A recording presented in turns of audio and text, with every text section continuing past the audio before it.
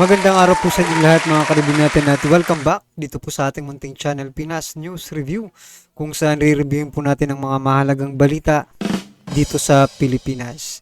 Mga simpleng komento sa mga issue dito sa Pinas at eto nga mga karibin natin just now. Senator Edel Rafi Tulfo, uminit ang ulo kay Mel Robles, PCSO First Lady Lisa Marcos, sinangkot Ramon Tulfo kumanta. Yan mga karibin natin ang ating aalamin. Mula po rito sa channel ni Pinas Watcher. Yan, nasa description po ang full video link ng balitang ito. Subscribe na po kayo. At kung bago ka pa lang at di pa po nakapag-subscribe sa ating munting channel, please don't forget to subscribe. At i-click ko rin po ang bell notification para updated ka po sa lahat ng ina-uploads nating reaction video. Yan mga karibin natin. At eto na nga.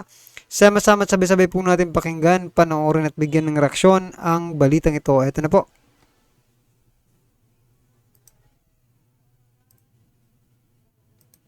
Huwag nyo naman kaming bulahin. Huwag nyo naman kaming lukuhin. Sir, just because that No, fact alam ba? You're young and you cannot fool me. Kayo dyan sa PCSO. Yung boss nyo nga dati may involved sa katiwalaan sa LRT. Tapos lulukuhin nyo kami. Alam nyo, kayo dyan sa PCSO, ang nagpapasahod sa inyo, mga pobre, why? Ang tumataya sa loto, mga may hirap. Balita mga Kapinas Watcher. Buong tapang na isiniwalat ni Sentulfo ang baho ni Melquiades Robles sa publiko. Melquiades Mel Robles, the current chair of the PCSO, is a Marcos Jr. appointee and he is also one of the top individual campaign donors amounting 30 million. The same person was involved in a 400 million peso graft case when he was LRT administrator during the Arroyo administration. Kung kayo ang tatanunin mga Kapinas Watchers, naniniwala ba kayo sa aligasyon ni Senator Rafi Tulfo kay PCSO Chair Mel Robles? May pasaring din ang kolumnistang si Ramon Tulfo kay Mel Robles hinggil sa 43 winners ng 655 grand, loto na may jackpot price na 236. So yan mga karibin natin, kung ganito pala na may history na pala ito ng korupsyon, si Mel Robles mga karibin natin, hindi ko alam mga karibin natin kung bakit pa ito, di ba, pinagbigyan ulit at inilagay ulit sa pwesto. Pero di ba, dahil nga sa best friend, di ba, ni First Lady Lisa Marcos at mahal niya po itong si Mel Robles, di ba? Binati nga ito nung birthday niya. Di ba? Sabi niya, sama-sama tayong maging milyonaryo. Yun. Sila lang pala ang magiging milyonaryo, mga karibin natin. Hindi po ang sambayan ng Pilipino. Well, anyway, mga karibin natin, panoorin po natin ang balitang ito, no? Million. Is it statistically possible that all or most of the winners of that controversial lotto are members of the El Shaddai religious group? Mahal daw kasi sila ng Diyos. Tanungin kaya natin ang PCSO General Manager na si Mel Robles. Si Mel ay opisyal ng El Shaddai ayon sa columnist na si Ramon Tulfo. Magkasunod ho kaya parang ang daming tanong ang tao. 2 bilyonaryo po yung na-produce ng PCSO. Paano po yung Sir Mel? Well, alam nyo, this is a game of chance. Kung kami lang ho ang masusunod, sana umabot ng 1 bilyon talaga. Samantala, si Madam Maharlika may chika ngayon, si First Lady Marcos daw to the rescue kay Mel Robles matapos makorner ang manok ni FL Marcos na si Mel Robles sa issue ng PCSO. Hi Mel, or should I say Melionario? We love you Mel, I wish you all the best. Thank you for everything you've done for me, my family, for my husband. Sama-sama tayo babagong muli para maging Ayon pa kay Madam Maharlika na may nangyayari daw na areglo kay Sen Rafi Tulfo at kay Senator Coco Pimentel. At ayon pa nga daw sa puting ahas ni Maharlika na ang offer di umano kay Senator Rafi Tulfo ay umabot daw ng 1 billion at kay Senator Coco Pimentel naman ay umabot daw ng 400 million. Totoo kaya ito? Anong masasabi nyo dito mga kababayan? Lahat dyan, mga mahirap. Lahat ng tumatay sa STL, mahirap. Tumatay sa loto, mahirap. Nangangarap na kahit papaano makachambak, manalo ng 1,000 o kung magkano man, may pandagdag sa kanilang mga pangailangan. Kaya kayo, ang gaganda ng mga damit nyo, ang nagpapasahod sa inyo, mga mahihirap. And yet, itong mga mahihirap, tatanggalan nyo ng hanap buhay. Itong mga kabo, ipipace out ninyo. Itong mga lotto outlet, ipipace out ninyo. Ilan ba ang lotto outlet? Ma'am, We don't have the data right now, sir. alam nyo ba pag naging electronic na yung lotto, yung tayaan, papipace out na yan, yung mga lotto outlet. And we're talking about hundreds or even thousands, I think. At ilan ang mga empleyado niyan? Okay, let's proceed. Doon sa e-lotto. Sino ba kasi may pakanan itong e-lotto na to? Sige nga. Bakit gawin yung electronic itong lotto? Mr. Senator, Putulin ko lang saglit mga karibin natin, no? Kasi, di ba, may mga vloggers, mga karibin natin na pinopromote po nila yung mga games, no? Online games, di ba? Wala po itong pagkakaiba, mga karibin natin, doon sa online games kung magiging electronic na po yung pagtaya ng loto kasi online na rin po di ba? Pag eto kasi yung naiisip ko mga karibin natin, di ba? Wala pong ano diyan, walang namumuhunan, 'di ba? Na gustong magpatalo diyan sa mga online games na 'yan, no? Kaya wala pong pinagkaiba, no? Itong loto doon po sa mga online games na kinaadikan ng ating mga kababayan. So, ang pagkakaiba nga lang mga karibin natin napupunta di umano sa charity itong kita ng ng PCSO, 'di ba? O doon naman sa mga online games mga karibin natin, hindi natin alam kung saan napupunta yung mga pera ninyo. Malamang napupunta sa may-ari ng 'di ba? Sa may-ari ng website. O. So talagang lokohan po, no? Naglulukohan dito sa mga online games na ito. Maging itong e-lotto ay posible ring humantong sa mga ganyang sitwasyon, di ba?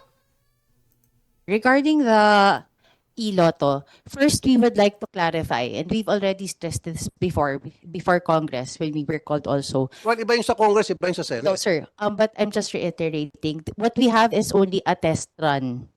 We are not totally phasing out the lotto agents. As in fact, as I have mentioned a while ago, we will be transitioning to the Philippine lottery system. We also have right now, sir, a memorandum from management that we plan to increase an additional 2,000 terminals to cover those that will be left behind from the migration to the PLS. Teka muna, sabi nyo test run. Yes, sir. Okay, So eto lang mga karibin natin, hindi po nila i-phase out, no? Pero isipin mo na lang mga karibin natin kung 'di ba, online na ang loto. Wala na pong mamamasahe ka pa, yung ipapamasahe mo, itataya mo na lang, 'di ba? So meaning ganun din, talagang papatayin nila yung mga agents, 'di ba? No, kasi wala nang tataya dun sa mga mga outlets mga karibin natin kasi 'di ba? Mas mas madali kung online na lang. So ngayon, parang ganun din ang gagawin ninyo. Hindi nyo nga lang parang sinaksak nyo sa likod itong mga lotto outlets, 'di ba? Yung mga agents. Parang trinahidor nyo sila kasi wala na talagang pupunta. Maliban na lang po yung mga malalapit na mananaya, 'di ba? Pero kung ikaw po ay medyo malayo-layo, doon ka na sa e-lotto, 'di ba?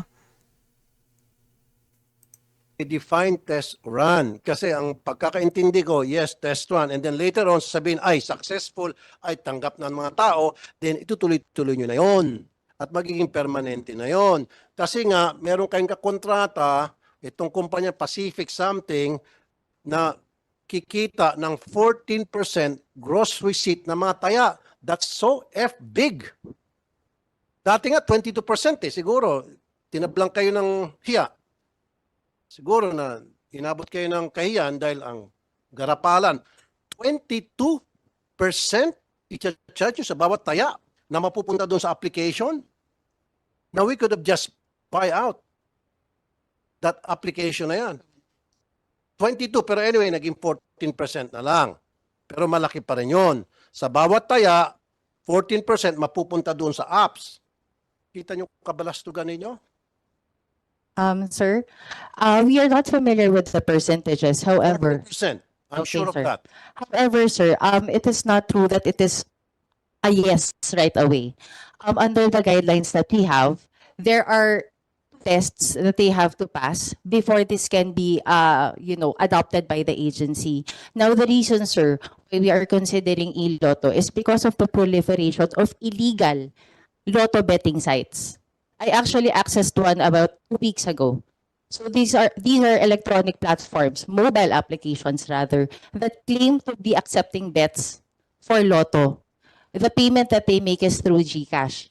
I mean, merong mga Illegal, sir. illegal betting stations sa loto. No, sir. What I am saying, sir, are illegal betting sites that are not affiliated with PCSO who get bets for lotto.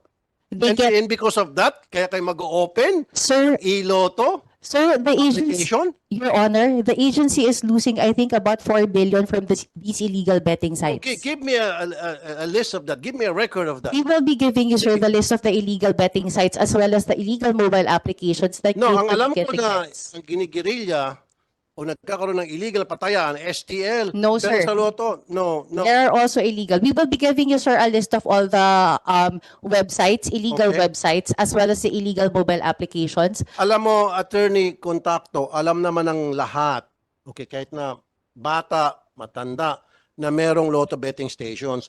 Yung sinasabi nyo, yan ay testing pa lamang. Eventually, magiging regular na yan, magiging permanente na yan. Huwag nyo naman kaming bulahin. Huwag nyo naman kaming lukuhin. Sir, just because that No, hindi platform pa will alam be ba? here. You're young and you cannot fool me. Kayo dyan sa PCSO. Eh yung boss nyo nga dati may involved sa katiwalaan sa LRT. Tapos lulukuhin nyo kami. Alam mo ba yung boss mo, di ba? Nasangkot sa katiwalaan yan before. But anyway, you don't have to answer that because that's besides the point. Oh. Sangkot sa katiwalaan yung boss mo. Tapos ngayon, magmamayabang kayo sa akin. We are not being arrogant, Your Honor. What I am just saying is that we need to take steps to counter these illegal betting sites.